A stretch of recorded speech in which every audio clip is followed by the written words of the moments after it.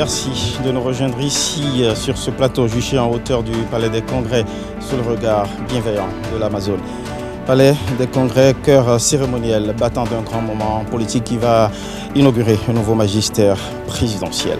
Bienvenue sur ce plateau direct dédié à l'investiture du nouveau président élu, Romuald Mbuyike Kossi Wadaye. Un rituel républicain qui sera précédé par la passation de charge feutrée entre deux présidents. Un marqueur à décrypter tout aussi bien que tous les actes et symboles du pouvoir présidentiel qui vont ponctuer la cérémonie d'investiture, ici même au Palais des Congrès. Deux scènes, Palais de la Marina, Palais des Congrès, pour marquer la séquence inaugurale où s'incarne de façon solennelle le pouvoir d'État par tout président élu. Priorité au direct, vous savez le métier, on va faire rien rater à nos téléspectateurs qui nous suivent d'ici et partout à travers la planète. Le président élu fait son entrée, s'apprête à aller à la rencontre pour le tête-à-tête avec son prédécesseur à la Marina. Retour donc à la Marina pour l'acte 1, tant commenté ici à travers ces symboles, sa dimension politique. Voilà, ça va se faire. Avec l'arrivée ainsi à la Marina, lieu qu'il va incarner après cette journée d'investiture que Romuald Wadaye va incarner. Et voilà, et donc son prédécesseur s'apprête à aller à sa rencontre pour l'accueillir. C'est aussi un signe, c'est aussi un symbole, comme on l'a indiqué, un symbole de stabilité, d'élégance démocratique. Et ça rassure non seulement les citoyens, mais également les partenaires et amis du Bénin. Je commentais l'acte 1 de la passation, avec les invités qui vous ont précédé à travers le symbole, ce que ça représente. Il est important, même s'il n'est pas inscrit dans le marbre de la Constitution, prescrit par la Constitution dans l'ordonnancement républicain, que cet acte s'officie, c'est important. C'est important. Tout à fait. Vous savez, le pouvoir se transmet. C'est une charge qui se transmet. Ce n'est pas un luxe. Et il n'y a que votre prédécesseur qui puisse bien vous transmettre cette charge-là. C'est heureux de suivre cela. Et vous voyez les ovations qui sont derrière nous. Absolument. Et je suis sûr que tous les Béninois, partout où ils sont, sur les ils éprouvent une fierté. Cardinaux de la planète, ils éprouvent une fierté. Ils sont contents. Absolument. C'est la réjouissance. Allez, on va laisser vivre les hurrahs qu'on entend, les hurrahs qu'on entend ici au Palais des Congrès, où il y a de grands écrans qui permettent, justement par la magie de l'installation, des installations de la SRTB sur les différents sites de faire vivre. Voilà, ce tête-à-tête, on voit de la complicité entre les deux hommes. Je l'ai annoncé, c'est une passation en mode feutré, tout en harmonie entre deux hommes qui ont appris à se connaître en 10 ans de gouvernance du pays. Et c'est comme nous l'a indiqué précédemment ici, nous l'ont indiqué d'ailleurs l'ambassadeur à Bangla et puis le spécialiste de la géopolitique Régis Mukwege. Voilà, ils sont applaudis les deux hommes dans leur élan complice, dans leur retrait derrière le bureau, le mythique bureau feutré où on voit le tête-à-tête. Ils sont applaudis. Ils devisent, on le voit, vraiment tout complice. Comme sans doute ils l'ont été. il y a cette complicité se dénote à l'image et c'est fortement apprécié ici au Palais des Congrès par les milliers d'invités qui applaudissent simplement ce moment républicain qui est plutôt rare. Vous en avez assisté à d'autres, Isidore Zinsou, vous en avez été témoin d'autres moments de passation de charge. Comment appréciez-vous celui-ci, ce moment-ci? Romuald Wadaye change de statut, même spirituellement. Il change de statut. Mais on sent visiblement sur les images que son prédécesseur, il a voulu, il a désiré. Et apparemment, il est comme comblé que visiblement, en fait, celui sur qui il a misé tous les espoirs pour lui succéder, enfin, effectivement, est en train de lui succéder. On le sent. Et donc, c'est particulier ce moment-là. C'est rarement vécu au Bénin, en fait. Bien sûr, de cette avec façon-là. beaucoup d'envie. Beaucoup de plaisir. Les Béninois suivent ça avec beaucoup de plaisir, beaucoup de joie, même de leur maison. Et le président Talon a voulu que ce soit une fête, et je pense que c'est une fête aujourd'hui. Il a des raisons d'être satisfait, et tous les Béninois ont des raisons d'être contents aujourd'hui de ce qui se passe effectivement. Là, ça va au commandement. D'accord.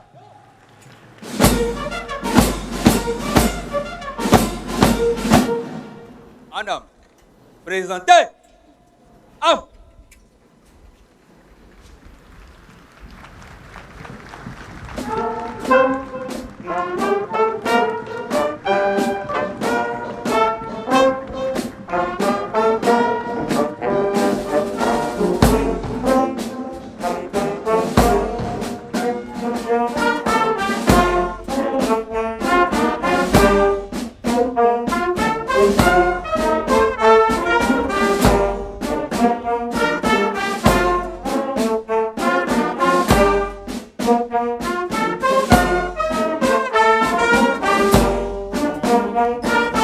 La vice-présidente fait son entrée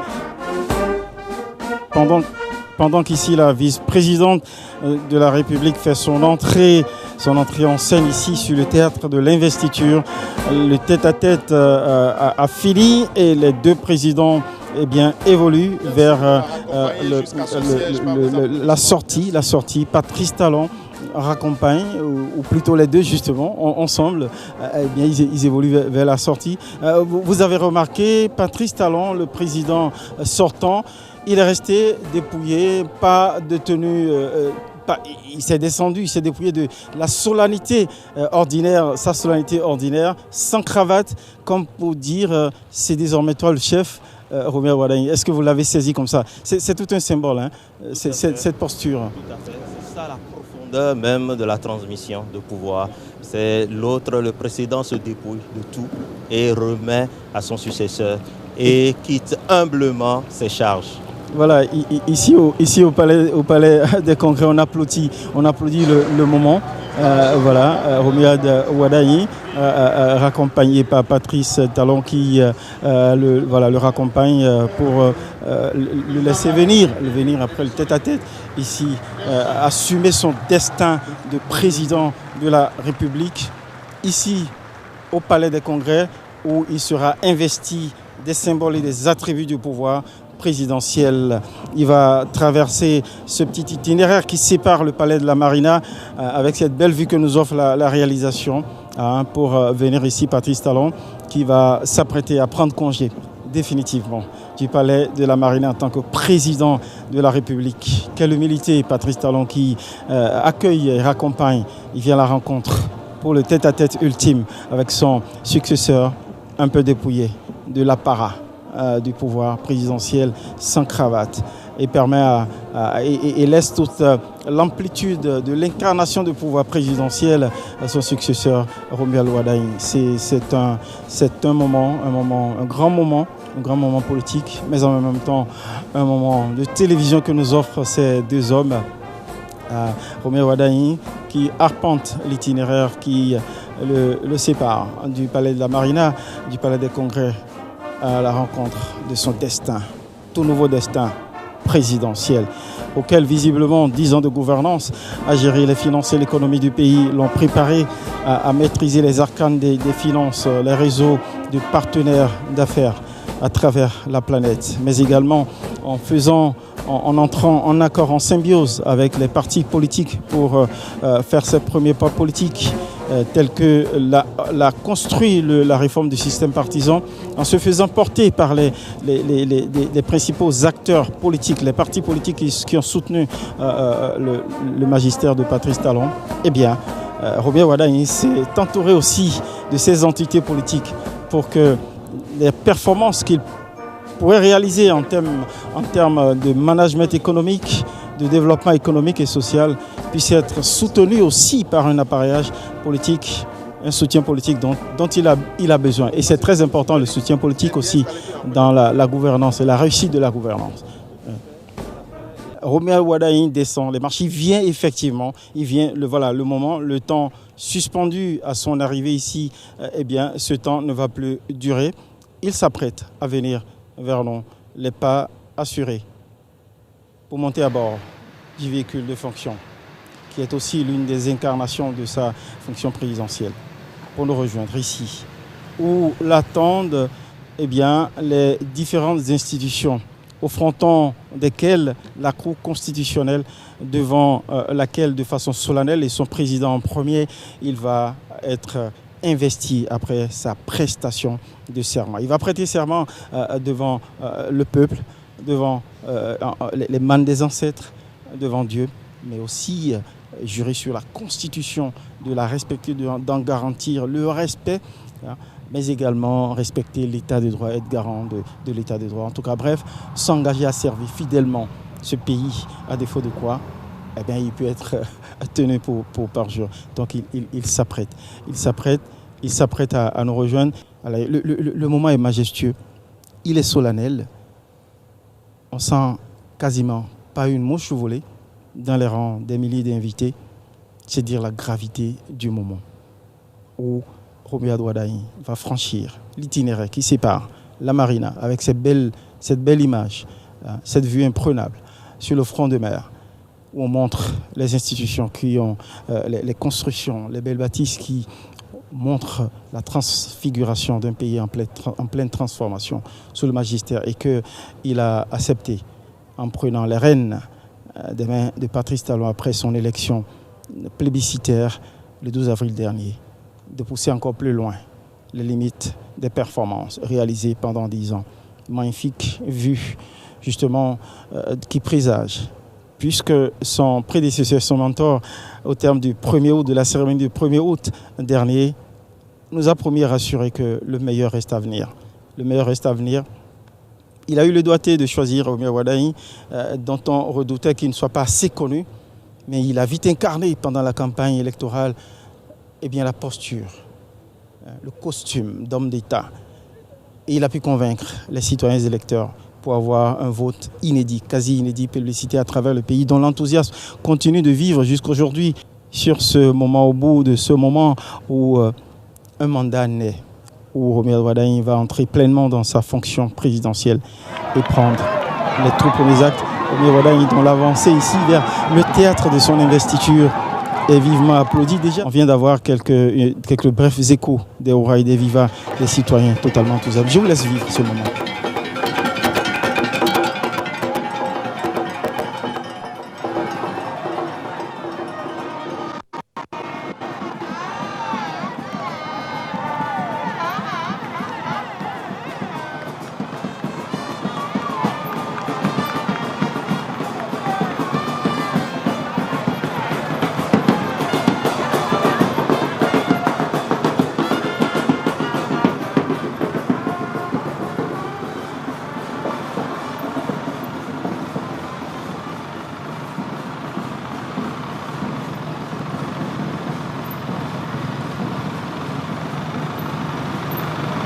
Belle communion citoyenne, une belle onction d'enthousiasme citoyen dont les citoyens qui sont mobilisés aux abords de la marina, cette belle avenue flamboyante qui se dresse de part en part de l'aéroport au cœur de la ville. Je retrouve mes deux premiers panélistes, l'ambassadeur Agbangla, Euseb, et puis le spécialiste de la géopolitique, Rompé. Comment vous analysez ce moment, cette posture?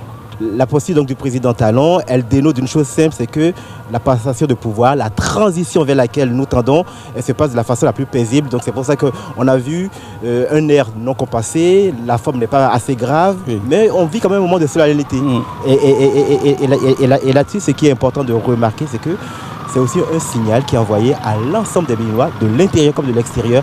La transition politique au Bénin, elle se passera toujours de façon à la fois harmonieuse et en pleine concorde. Moi, je suis assez touché par cette forme, mais comme on dit généralement en communication, la forme renseigne sur le fond. Euseb Agbangla, vous qui êtes diplomate, justement un métier où on est chatouillé sur les détails, justement la bonne mise. Comment vous trouvez cette posture dépouillée de Patrice Talon au moment de la passation de charge avec son successeur? Le président Talon l'avait déjà annoncé qu'il va devenir un simple citoyen. Et c'est cela.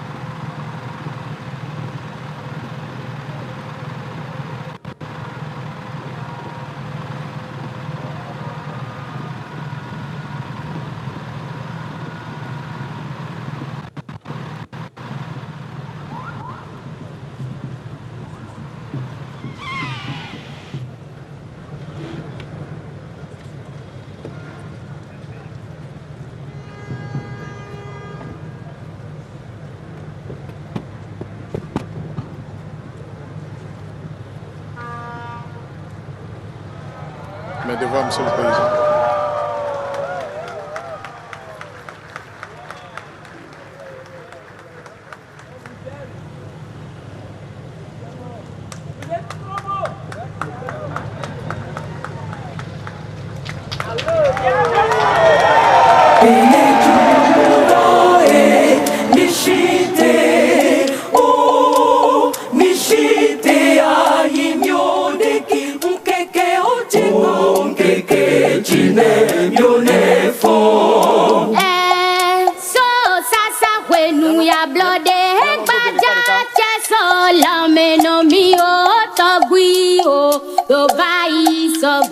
Dido, ki tri tri iwa do koko me hun hun lo, ino so zume iwa kwalo e hun o koni gbango gbode.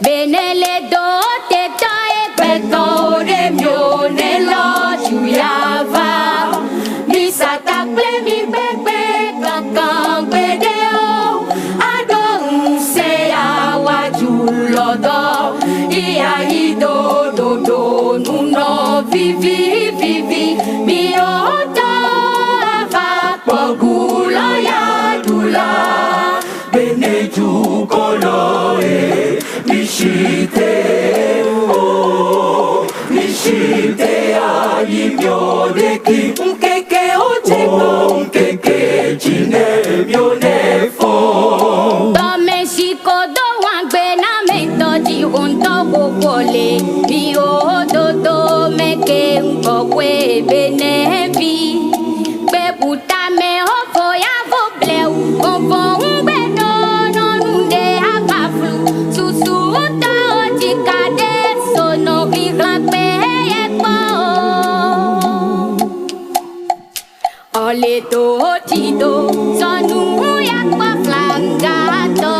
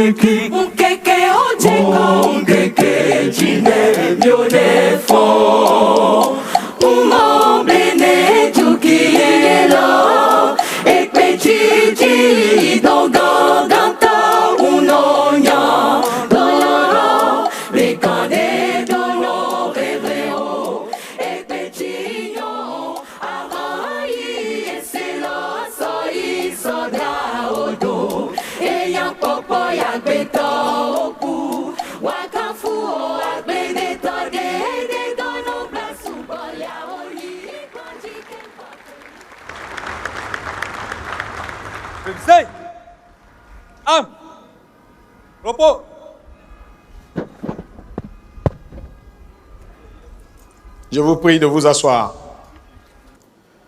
Monsieur le Président de la République élu, Madame Nathalie Villette-Ouadani, épouse du Président de la République élu, Madame la Vice-Présidente de la République réélue, Monsieur le Président de l'Assemblée nationale, Monsieur le Président de la Cour constitutionnelle, Madame la Présidente de la Cour des comptes, Mesdames et Messieurs, les présidents des institutions de la République, Mesdames et Messieurs, les anciens présidents des institutions de la République, très éminentes personnalités, députés à l'Assemblée nationale, membres de la Cour des comptes, membres de la Cour suprême, Messieurs les ministres d'État, Mesdames et Messieurs les membres du gouvernement, Excellences, Mesdames et Messieurs les chefs de délégations étrangères, vice-président de République,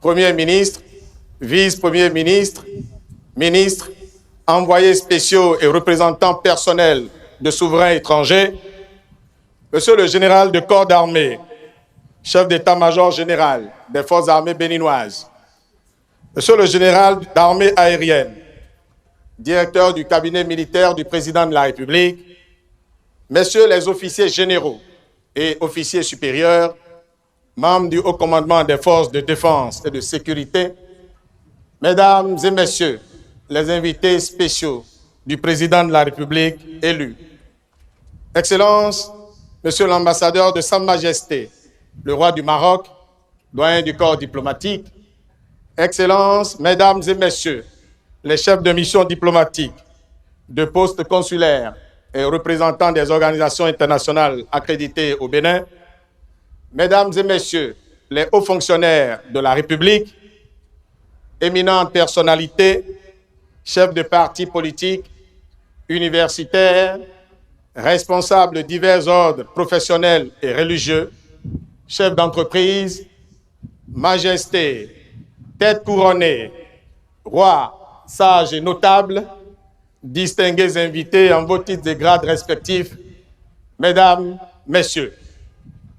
Le dimanche 12 avril 2026, comme à son habitude dans la longue tradition d'alternance depuis 1991, dont seul il a le secret, le peuple béninois a exercé encore une fois, en toute responsabilité, en toute liberté et en toute quiétude, son droit le plus absolu, à savoir le choix de la personne destinée à conduire la nation béninoise durant les 7 années à venir.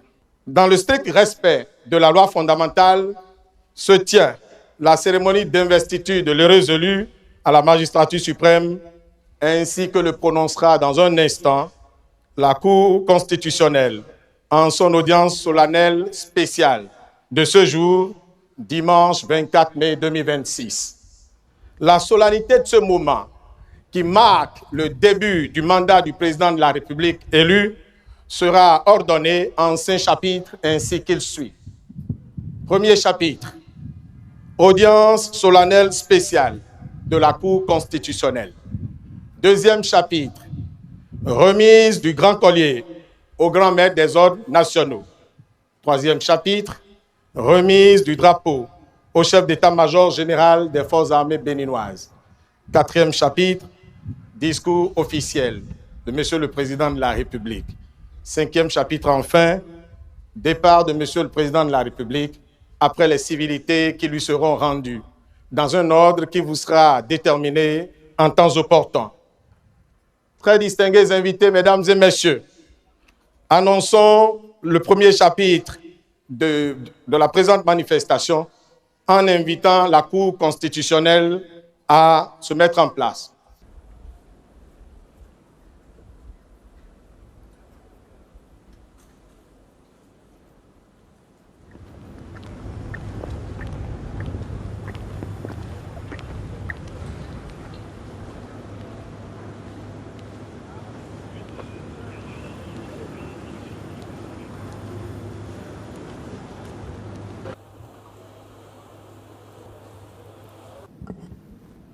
L'audience solennelle de prestation de serment du président de la République élu est ouverte.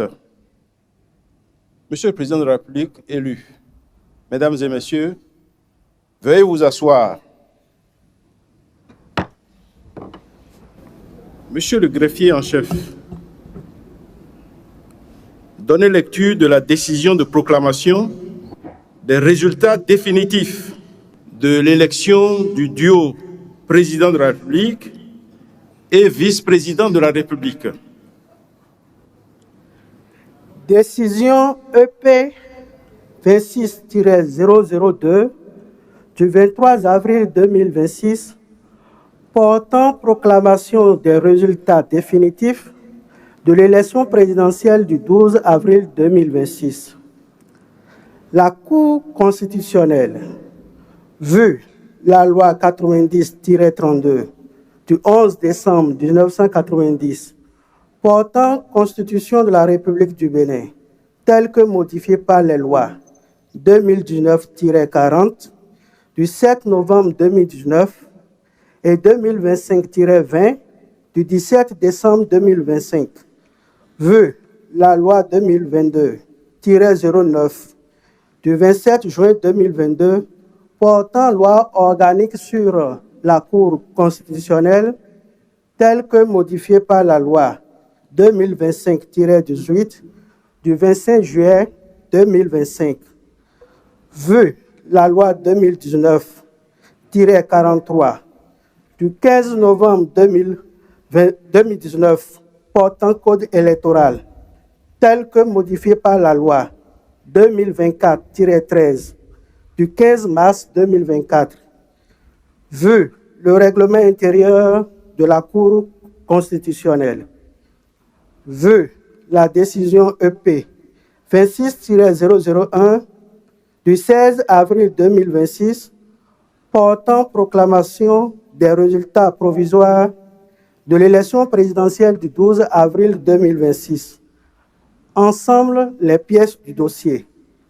Après en avoir délibéré. Considérant qu'au terme des dispositions de l'article 49 nouveau de la Constitution, je cite, « La Cour constitutionnelle veille à la régularité du scrutin et en constate les résultats. L'élection du duo président de la République et vice-président de la République fait l'objet d'une proclamation provisoire. Si aucune contestation relative à la régularité des opérations électorales n'a été déposée au greffe de la Cour constitutionnelle par l'un des candidats dans les 5 jours de la proclamation provisoire, la Cour constitutionnelle déclare le duo président de la République et vice-président de la République définitivement élu. En cas de contestation, la Cour constitutionnelle est tenue de statuer dans les 10 jours de la proclamation provisoire. Sa décision emporte proclamation définitive ou annulation de l'élection. Si aucune contestation n'a été soulevée dans le délai de 5 jours, et si la Cour constitutionnelle estime que l'élection n'était entachée d'aucune irrégularité de nature à en entraîner l'annulation, elle proclame l'élection du duo président de la République et vice-président de la République. En cas d'annulation, il est procédé à un nouveau tour de scrutin dans les 14 jours de la décision. Fin de citation. Considérant qu'en application de ces dispositions, la Cour a proclamé par décision EP 26-001 du 16 avril 2026 les résultats provisoires de l'élection présidentielle du 12 avril 2026 et a déclaré ouvert, à compter de la notification de la dite décision, le délai de 5 jours dont disposent les candidats pour contester la régularité des opérations électorales. Considérant qu'aucune contestation relative à la régularité des dites opérations n'a été déposée au greffe de la Cour par les candidats dans le délai de 5 jours de la notification de la décision de proclamation des résultats provisoires. Considérant que de plus, la Cour n'a relevé d'office aucune irrégularité de nature à entraîner l'annulation des opérations électorales, qu'il y a lieu de déclarer le duo Kossi Mweke Rumia Douadaï et Mariam Chabi Talata définitivement élus, respectivement président de la République et vice-présidente de la République. En conséquence, article 1er proclame définitivement élu M. Kossi Mweke Rumia Douadaï, président de la République, Madame Mariam Chabi Talata, vice-présidente de la République. Article 2 dit que le président de la République élu entre en fonction le dimanche 24 mai 2026 à 0h. Article 3 dit qu'avant son entrée en fonction, M. Kossi Mweke Rumia Douadaï, président de la République élu, prête le serment prévu à l'article 53 de la Constitution. La présente proclamation des résultats définitifs sera notifié à M. Kossi Mbweke Romuald Wadayi, à Mme Mariam Chabi Talata, au président de la Commission électorale nationale autonome, au président de l'Assemblée nationale, au président de la République et publié au journal officiel. Ont siégé et signé à Cotonou le 23 avril 2026. Messieurs, Kossi Dorothée Sosa, président. Nicolas Luc Apoin Assoba, vice-président. Mathieu Beblodo Adjovi, membre. Vincent Kodjo Akako, membre. Michel Adjaka, membre. Mesdames Aléa Goudabako, membre. Dandy Nyamou, membre. Nous invitons à présent M. Kossi Mbweke Romuald Wadayi, président de la République élu, à prendre place pour la prestation du serment prévu à l'article 53 de la Constitution.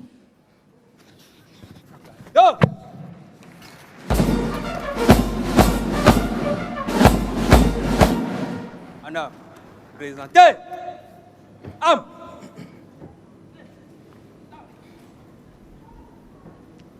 Veuillez bien lever la main droite Ouvrez le bas. et prononcer le texte du serment.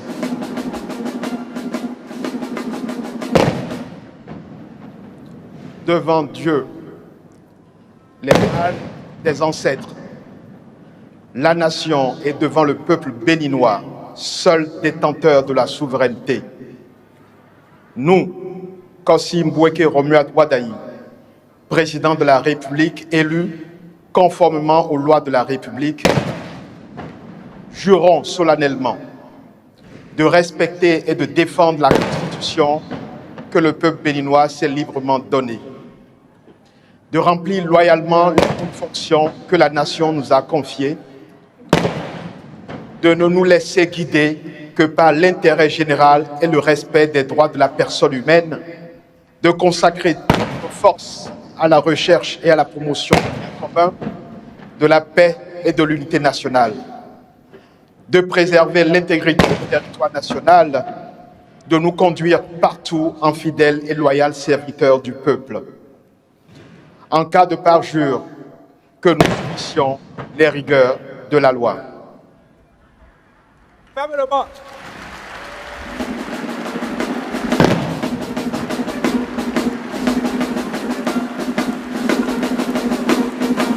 Monsieur le Président de la République,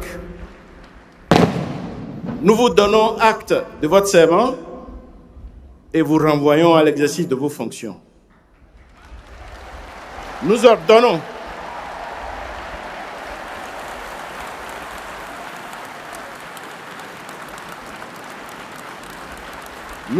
au greffier en chef de dresser procès verbal de la présente prestation de serment, dont copie sera notifiée au Président de la République, publiée au journal officiel de la République du Bénin et partout où besoin sera.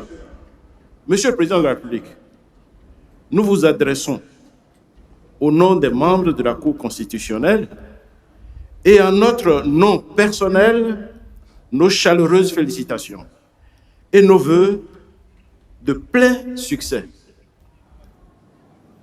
L'audience solennelle de prestation de serment du Président de la République vient ainsi de s'achever. Nous invitons Monsieur le Directeur général du protocole d'État et des conférences de reprendre la direction de la cérémonie d'investiture du Président de la République. Le micro du DE, le DE va prendre la parole.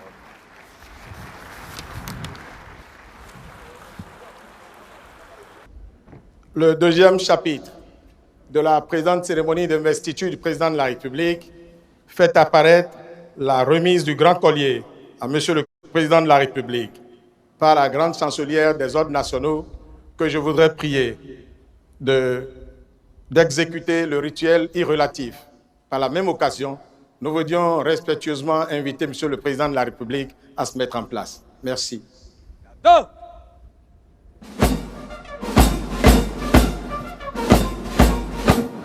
Présentez.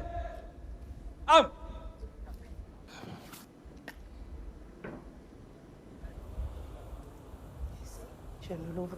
Ouvrez le banc.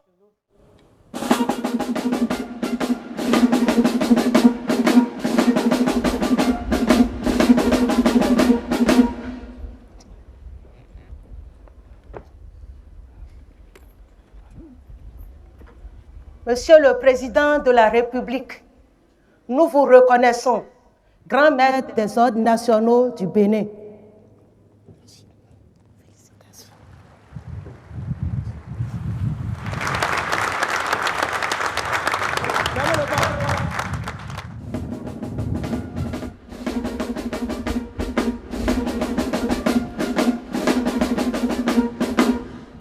Distingués invités, mesdames et messieurs, Président de la République, chef de l'État, chef du gouvernement, chef suprême des armées, M. Romuald Ouadani, remettra au chef d'état-major général le drapeau de commandement, symbole d'unité nationale. Pour ce faire, nous voulions inviter M. le chef d'état-major général des forces armées béninoises et prier respectueusement à nouveau M. le Président de la République à se mettre en place à cet effet. Merci.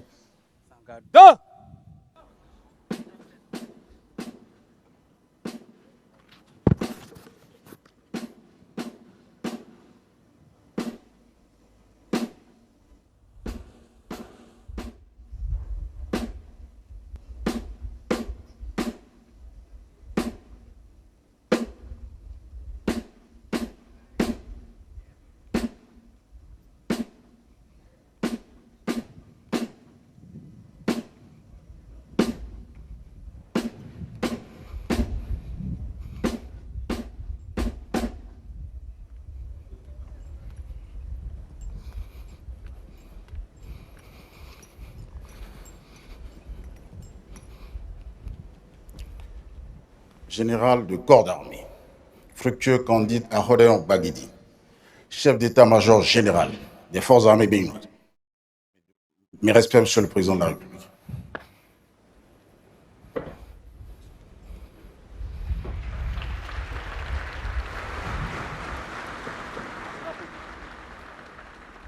Drapeau face à garde. Gagnez votre emplacement.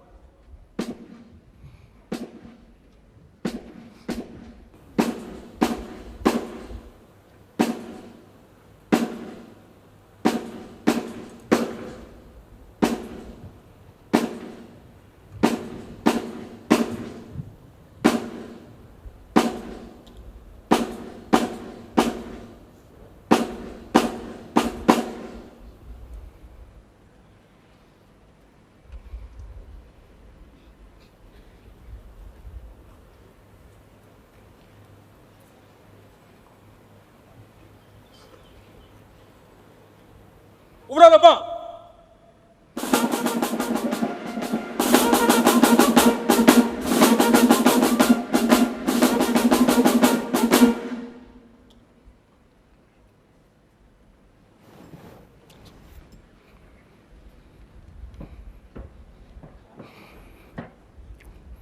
Monsieur le Président de la République, je vous présente le drapeau national en votre qualité de chef suprême des armées.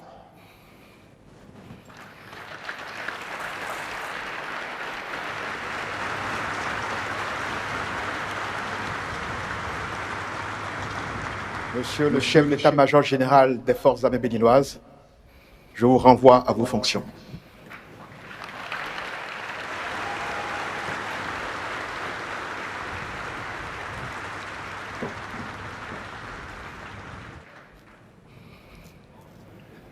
Fermez le banc.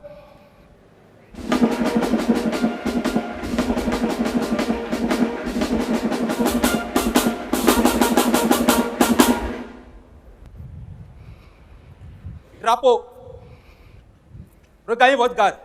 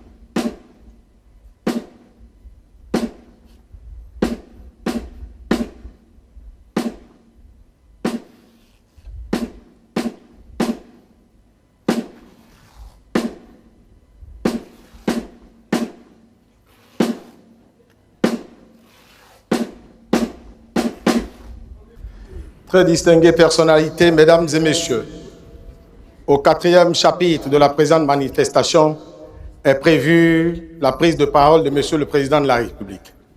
Pour la première fois, sous une haute nouvelle, je voudrais avoir ce privilège particulier d'inviter très respectueusement Monsieur Kossi Mbweke Romuald Wadani, Président de la République, chef de l'État et chef du gouvernement, à prendre la parole pour son adresse à l'ensemble du peuple béninois.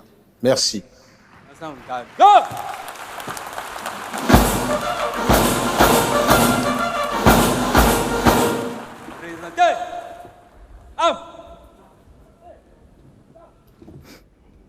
Ouvrez le banc.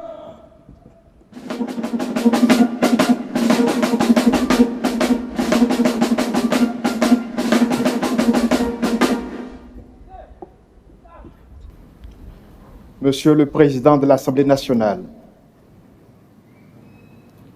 Monsieur le Président de la Cour constitutionnelle, Mesdames et Messieurs les membres des institutions de la République, Mesdames et Messieurs les représentants du gouvernement étranger, Mesdames et Messieurs les membres du corps diplomatique et les représentants des organisations internationales, chers invités, mes chers compatriotes, en cet instant où le peuple béninois me confie la charge suprême de conduire notre nation, j'éprouve un sentiment profond de reconnaissance et de gravité. Je mesure l'honneur qu'il m'a fait le 12 avril dernier en sortant massivement accomplir son devoir citoyen. Je mesure surtout la responsabilité qui en découle. Car il est dans la vie d'une nation des moments où une élection dépasse le choix d'un homme pour devenir le choix d'une direction, le choix d'une méthode et le choix d'une ambition partagée. Mes chers compatriotes, au cours des 10 dernières années, le Bénin s'est profondément transformé. Les Béninois ont renoué avec le sentiment de fierté et notre pays a retrouvé le chemin du développement. Ce parcours a exigé des efforts et de la discipline. Il a imposé des sacrifices qui ont permis à notre nation de retrouver quelque chose d'essentiel, la confiance en elle-même. C'est la preuve que notre pays pouvait se réformer sans s'effondrer, que la rigueur pouvait coexister avec la justice sociale, que les institutions pouvaient être mises debout sans perdre l'âme du peuple qui les habitait.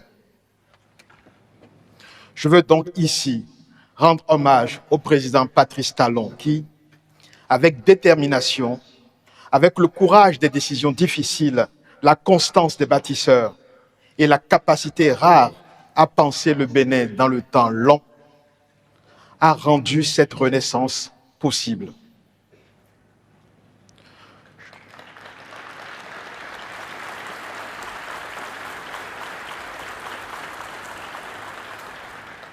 Je voudrais aussi rendre hommage à nos pères fondateurs, en particulier aux autres présidents qui se sont succédés à la tête du Bénin depuis l'avènement du renouveau démocratique en 1990. Je veux citer les présidents Nicéphore Dieudonné Soglo, Mathieu Kérékou et Boni Yahi.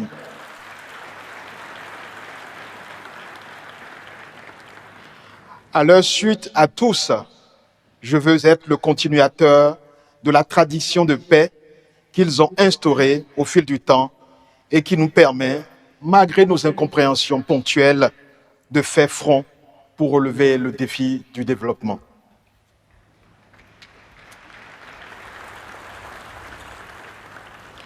Mes chers compatriotes, après le travail de révélation et de transformation engagé, notre devoir est désormais clair.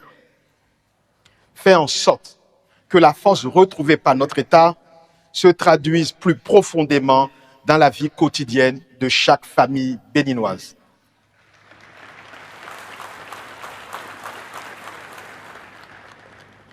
Notre économie a progressé, c'est une réalité.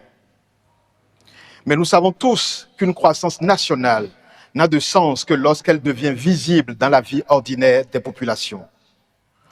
Lorsqu'un jeune trouve une opportunité dans son milieu de vie habituel. Oui, la croissance est encore plus perceptible lorsqu'une mère peut faire soigner son enfant sans craindre le coût des soins.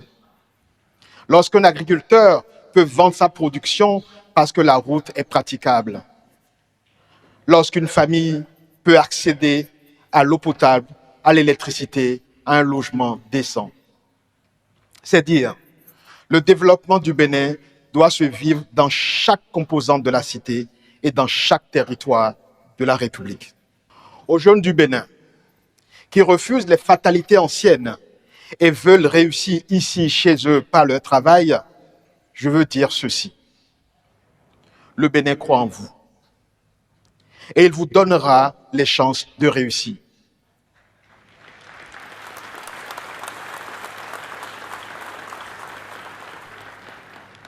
Aux femmes du Bénin, qui portent silencieusement une part immense de notre économie et avancent toujours avec courage et dignité, je veux dire ceci. Votre accès au financement, à la propriété, à la protection sociale et aux responsabilités seront renforcés.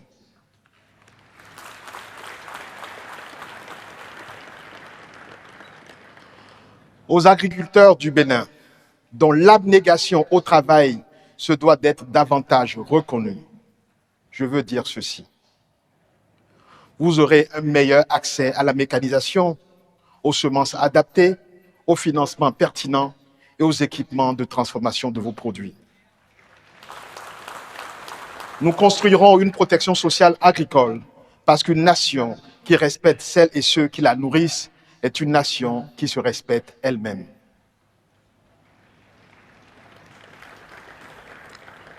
À notre diaspora, à ces femmes et ces hommes qui vivent loin de leur terre natale, mais dont le cœur demeure attaché au Bénin, je veux dire ceci. Le pays que nous bâtissons est aussi le vôtre. Et à celles et ceux que l'histoire a éloignés de cette terre il y a des siècles, fils et filles d'Afrique dispersés par la traite, je veux dire ceci. Le Bénin sera toujours là, maison de retour. Notre porte demeure ouverte et notre mémoire fidèle.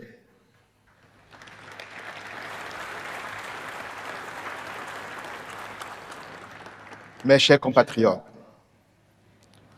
en prêtant serment devant la nation, je prends aussi un engagement clair, celui d'être le garant de nos institutions, de l'état de droit et des libertés fondamentales. Car la force d'une démocratie se mesure à la confiance que ces institutions inspirent aux citoyens, à la justice de la République qui leur garantit l'équité de ses règles et la protection effective de ses droits. Cela sera d'autant plus important que notre région vit une période de tension grave avec le terrorisme qui progresse. Mais je peux vous rassurer, le Bénin ne cédera ni à la peur, ni au relâchement.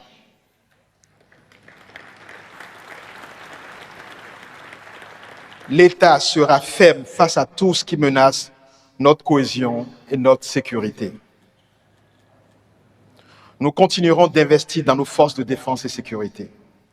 Et surtout, nous allons également construire la sécurité par la poursuite du développement des services sociaux de base, l'offre d'opportunités économiques locales et le maintien de la présence effective de l'État partout sur le territoire. Il en sera ainsi, car notre sécurité est notre unité, et notre unité est notre force.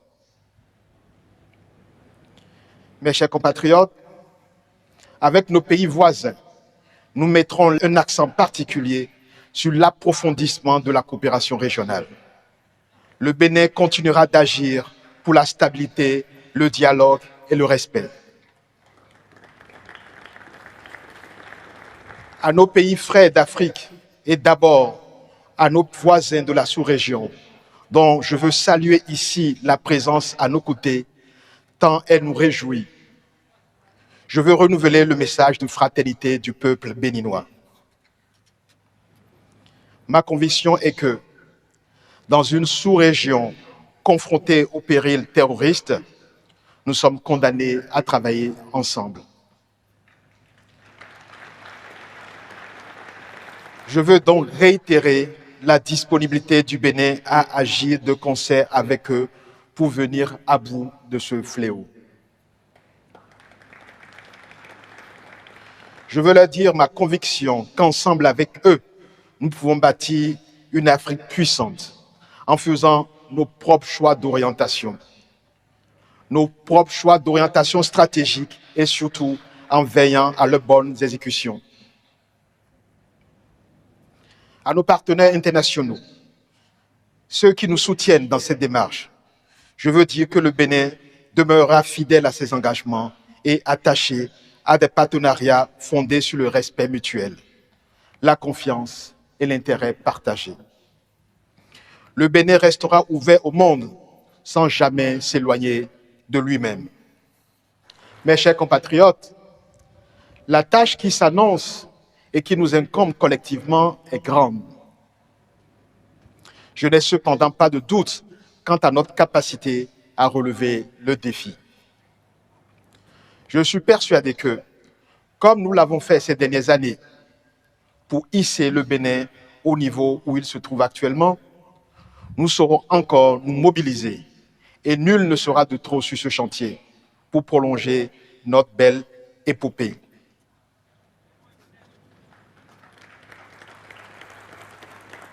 Je connais les attentes immenses qui accompagnent ce mandat. Je connais aussi les impatiences et parfois les inquiétudes de certains d'entre vous. Je veux prendre devant la nation un engagement simple. Je servirai le Bénin avec intégrité, avec courage et avec constance.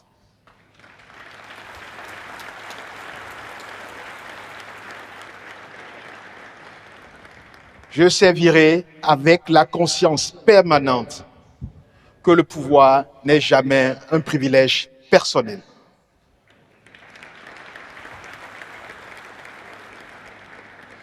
Que le pouvoir est une responsabilité devant le peuple et devant l'histoire.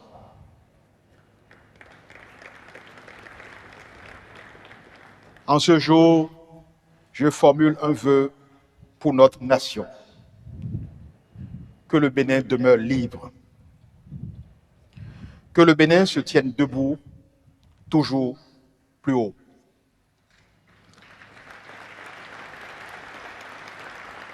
Et qu'ensemble, nous allions plus loin. Vive la République, vive le Bénin, je vous remercie.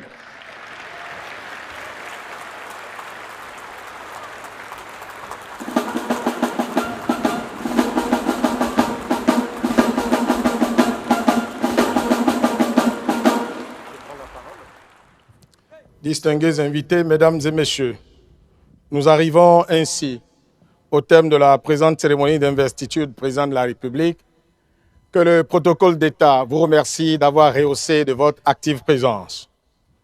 Au chapitre des civilités, le président de la République et son épouse recevront les félicitations des personnalités ci-après.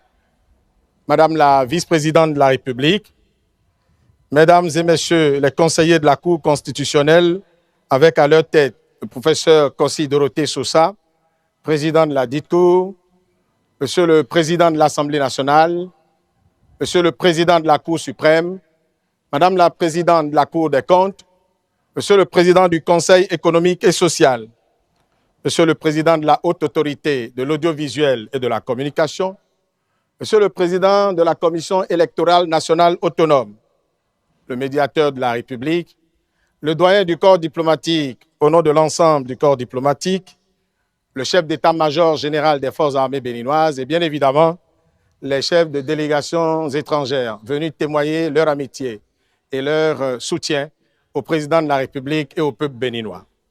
Très distinguées personnalités, mesdames et messieurs, À présent, je voudrais très respectueusement inviter Monsieur le Président de la République et prier Madame la Première Dame à le rejoindre pour commencer les civilités. Merci.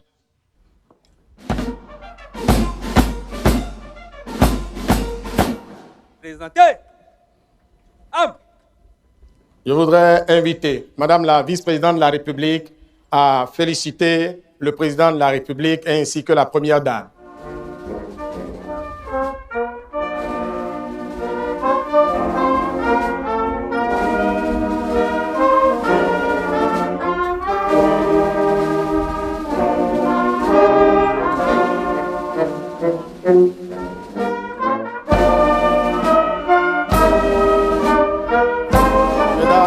Messieurs les membres de la Cour constitutionnelle. Voilà, c'est fait. Romuald Wadayi, le président de la République, a prêté serment.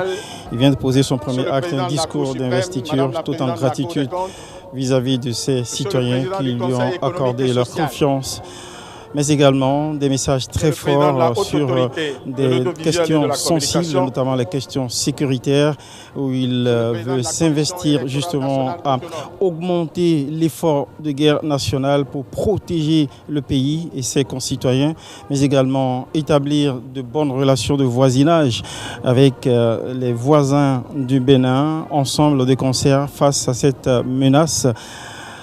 Essayer aussi, il a promis, il est allé jusqu'au bout de sa promesse ensemble plus loin, appeler tous ses concitoyens à lui faire confiance pour amener le pays un peu plus loin. Vous avez suivi le discours, qu'est-ce qui vous a le plus marqué, ambassadeur Abangla? Merci, monsieur le journaliste. Je viens de suivre le premier discours, message du président de la République investi. Monsieur Romuald Wadayi, c'est un discours complet. Comme vous l'avez constaté, il a parlé à la nation, un message à la nation. Il a parlé à la sous-région et il s'est adressé au monde.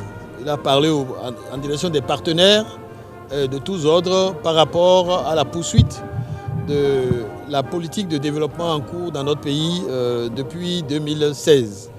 Et surtout par rapport à la sous-région qui est fortement représentée ici, les pays de l'AES, je voudrais dire, ainsi que nos voisins du Nigeria et du Togo. Il a adressé un message d'apaisement, surtout par rapport au fléau commun qui nous envahit depuis quelques années, venant surtout du Sahel vers les pays côtiers, je voudrais nommer le terrorisme, et souhaiter qu'ensemble, par le dialogue, on puisse avoir une stratégie commune, intégrée, de lutte contre ce fléau-là. Mais il a réaffirmé qu'au niveau du Bénin, nous allons continuer de renforcer nos capacités militaires, surtout, pour faire face et neutraliser par tous les moyens ces terroristes qui essaient d'envahir, d'occuper un certain nombre de zones de notre pays.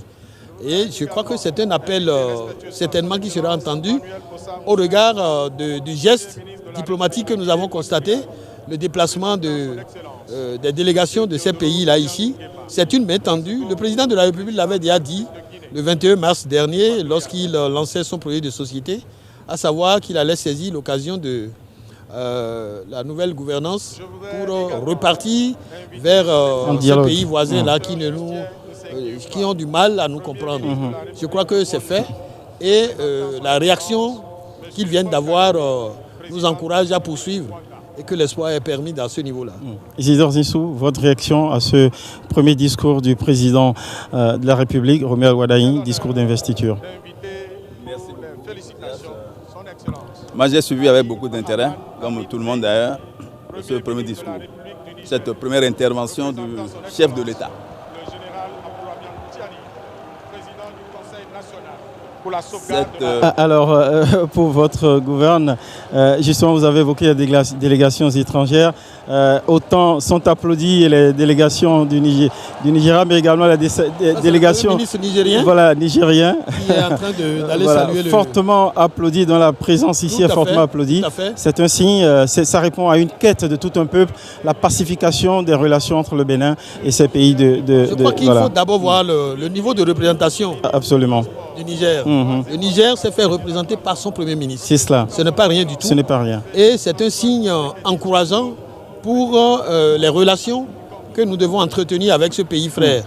J'ai bon espoir que dans les heures à venir, peut-être les frontières de Malanville seront ouvertes. Dosso seront ouvertes. On l'espère que ce sera un déclic. Isidore Zissou, qu'est-ce que vous pensez justement de cette séquence? L'entrée en scène de la délégation nigérienne, voilà, fortement applaudie. C'est émouvant. La délégation nigérienne s'est fait représenter à un niveau important. Absolument. C'est le Premier ministre nigérien qui représente le Niger, ce pays. Et je suis sûr qu'il y a des délégations du Burkina Faso et peut-être même du Mali qui sont arrivées. C'est un signal important. En termes de diplomatie, en termes de signal, c'est très important. Pour dire que nous sommes en train absolument de connaître une autre dimension de la gestion politique du pays. Tout à l'heure, vous avez demandé qu'est-ce que nous avons retenu et mon collègue l'a indiqué dans le discours d'investiture du président de la République, Wadayi. Je présume que c'est une autre délégation très applaudie aussi, cette séquence qui montre de nouveaux jours sur les relations entre le Bénin et les pays de l'AES. Et c'est crucial même pour la survie sécuritaire des pays, le Bénin et ses voisins. C'est plutôt celui du Burkina. Du Burkina, oui, quand on regarde justement. Ça c'est Diop qui arrive, celui du Mali, qui arrive là maintenant. Merci de nous aider justement à les identifier, monsieur l'ambassadeur. Donc, du Mali. Isidore Zissou, franchement, on entre dans une détente, visiblement. Et c'est tant mieux pour le climat, le climat sécuritaire de la sous-région. Tout à fait. Je voudrais revenir un peu sur un aspect de l'intervention du nouveau président de la République. Il parlait tout à l'heure de ce que son gouvernement, son prochain gouvernement, va assurer la protection sociale, va provoquer, mettons, une amélioration du niveau de vie des populations à travers le pouvoir d'achat qui va augmenter. Et il dit ceci, et ce n'est pas ordinaire d'écouter des hommes politiques, des chefs d'État parler de la croissance économique qui ne doit être fétichisée. Il dit, si nous avons la croissance économique autour de 7%, autour de 8%, et que cela n'impacte pas les ménages, il y a du travail à faire. Il y a encore du boulot. Il y a encore d'activités à faire. Et donc pour lui, la croissance économique, c'est vrai, ça peut être de 7%, ça peut être de 8%, mais il faudrait que nous puissions avoir un bien-être social dans les familles, dans nos foyers. Et ça, c'est important. Le fameux ruissellement. Dans la formulation de ce qu'on appelle croissance économique, il y a des ingrédients qui rentrent. C'est des outils donc de gestion qui peuvent, même s'ils sont de vrais outils de formulation de la croissance économique, qui peuvent ne pas impacter suffisamment le bien-être social. Absolument. Et donc on peut avoir effectivement une bonne croissance économique, de redistribution de la croissance. Dans les foyers, dans les maisons, le bien-être social n'est pas bien assuré. Et puis il est revenu là-dessus. Ça veut dire quoi? Que ce qu'il appelle éradication de la pauvreté l'extrême pauvreté est une préoccupation réelle pour lui. Qui vient de mentionner à nouveau.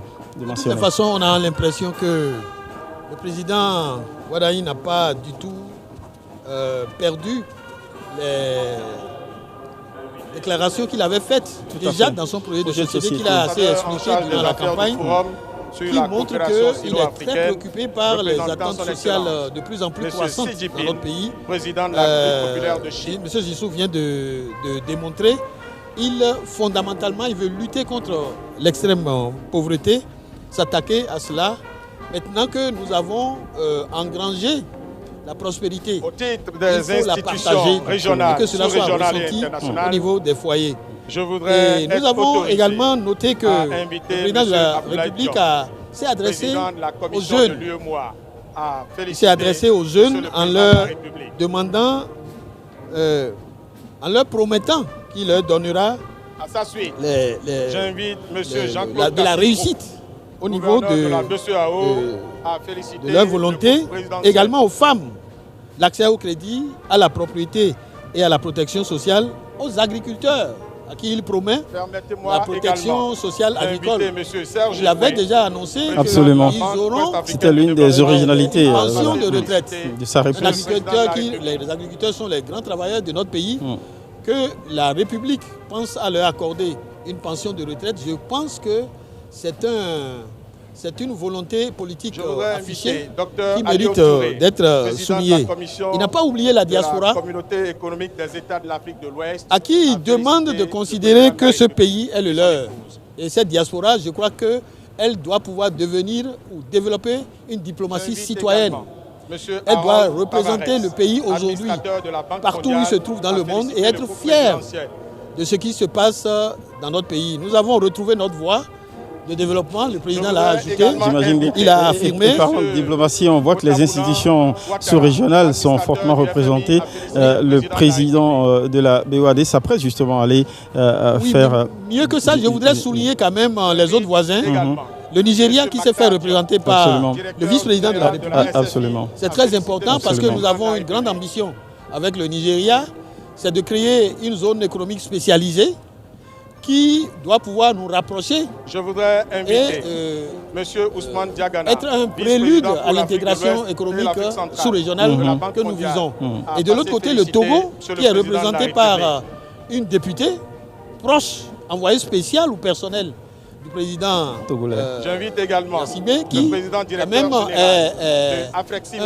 une démonstration, une expression de la volonté de collaboration sous-régionale que l'ensemble des pays du voisinage a affiché à cette cérémonie-là, qui mérite d'être appréciée. Les afro-descendants, vous avez vu, même hier encore, il y a eu une cérémonie, le pays leur est ouvert, ils considèrent ce pays comme le leur désormais, parce qu'il y a un certain nombre de facilités qui leur sont accordées pour qu'ils reviennent à leur terre natale.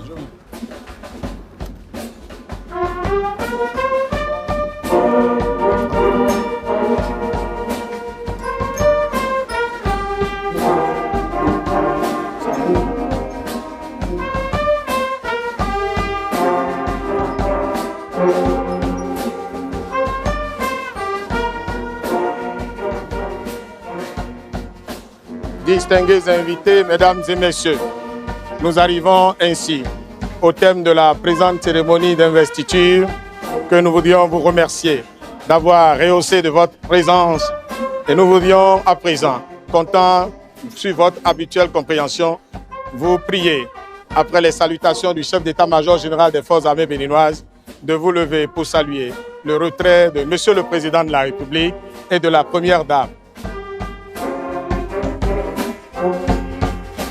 Salutations, fini cette séquence d'envoi de salutations au président Romuald Wadaigny. Je l'indiquais, parmi les invités de marque de prestige, il y a le puissant homme d'affaires, acteur économique du Nigeria et du continent, d'ailleurs, Dangote. C'est comme une sorte de confiance des milieux d'affaires du continent bien au sûr, président élu. Bien sûr, ça apporte une inspiration.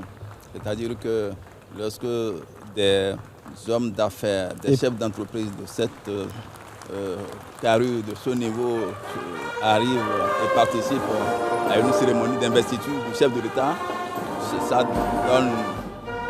ça fait un signal au niveau du monde des affaires. C'est ça. C'est très important. C'est très important pour le pays. Et le président Romuald Wadaigny qui va se retirer accompagné de la première dame, qu'on le voit drapé dans une très belle robe couleur indigo qui indique justement un attachement aux racines africaines, aux valeurs patrimoniales africaines, un attachement à nos potentialités nationales et endogènes.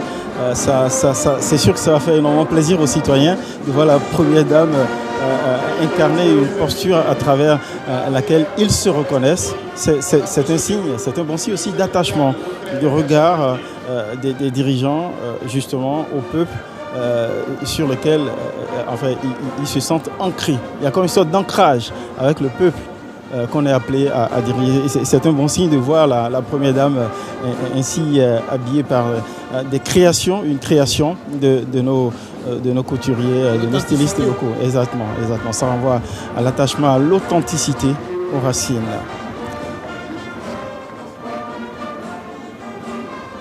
Le président Romain Wadayi. Ce nouveau, le président investi allait saluer ses prédécesseurs. Tout à fait. Il les a déjà cités dans... Et c'était ta tête qui se prolonge avec Boni Yayi. Voilà. Juste... Il les avait déjà cités depuis le président Kérékou, le président Soglo, le président Yayi, après les hommages au président Talon. Et c'est une marque de considération. Et il a pris l'engagement de s'inscrire dans leur volonté de développer, de réaliser l'unité nationale, la cohésion sociale et le développement durable dans ce pays. Et ça, ce qu'il fait, et là, il va vers que nous constatons là. Après les anciens présidents de la République, les anciens présidents de l'Assemblée nationale, il est avec le président Benoît Moussou, et puis après il dit qu'il embrasse. Oui, et à la suite il dit Kola Olé, à qui il fait un geste affectueux, et Mathurin Kofi Nago aussi à côté. Nous constatons que voilà, cet échange aussi, cette poignée de main qui n'aurait échappé à personne entre la Première Dame et l'ancien président Boni Yayi, et qui accompagne, qui rejoint le président de la République, qui se dirige vers la rangée des invités, des délégations extérieures. Très grande mobilisation. Très grande mobilisation, voilà. Après un signe, justement, il a déjà reçu leur salutation. Cette fois-ci, il fait un geste de salutation. Il esquisse aussi un geste de salutation à l'endroit de tous les autres invités qui sont mobilisés de part et d'autre de l'espace dressé aux invités ici sur l'esplanade du Palais des Congrès.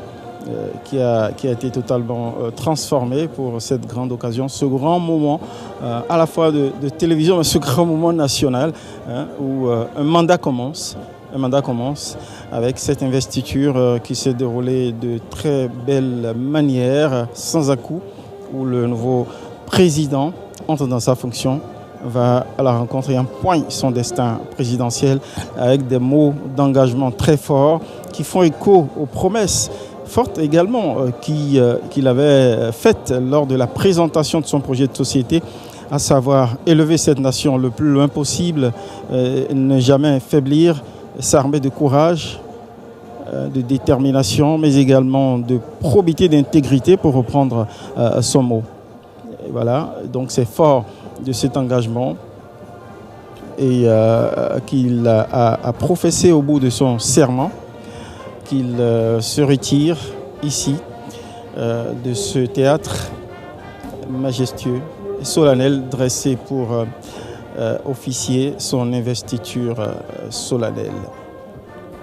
On ne l'a pas assez dit, mais en vérité, les délégations étrangères qui sont arrivées sont des délégations qui représentent en fait le désir des différents présidents du continent de venir. Mais cela aurait demandé une extraordinaire mobilisation qu'ils viennent personnellement. Ils ont finalement tenu quand même à envoyer des représentants pour montrer leur attachement et leur adhésion aussi au magistère qui commence. Ce qui s'est passé aujourd'hui est une marque d'ouverture et de considération pour notre pays, comme vous l'avez vu. Oui, la représentation se fait à plusieurs niveaux. Et ce qui est important, c'est que les pays se soient représentés non seulement dans la sous-région, mais d'un peu partout. Nous avons des délégations du Seychelles, en Afrique centrale, des délégations d'autres pays africains qui sont là. Nous avons des délégations internationales qui sont représentées. Absolument. Également, tout le monde a tenu à venir ici pour marquer son attachement que nous avons retrouvé et qui fait son chemin. C'est un exemple que nous sommes en train de donner et peut-être que cela sera... Le président Wadayi qui profite de ce bain de roi de viva des citoyens. Ainsi que les délégations de la nouvelle gouvernance politique de 7 ans qui a commencé aujourd'hui. Nos partenaires à l'étranger, rassure les institutions internationales, rassure le... Pour ce qu'ils ont suivi, nos compatriotes, ils ont compris, ils ont décrypté, ils ont deviné chaque geste, chaque acte posé ici. Oui, parlant d'actes républicains, Romuald Wadagni a prêté serment. Il est pleinement entré dans sa fonction, dans la toge de président de la République. Un nouvel mandat, un nouvel élan, un nouveau cap se déclenche. L'histoire s'écrit, celle du septennat du président Wadagni. Merci de nous avoir suivis.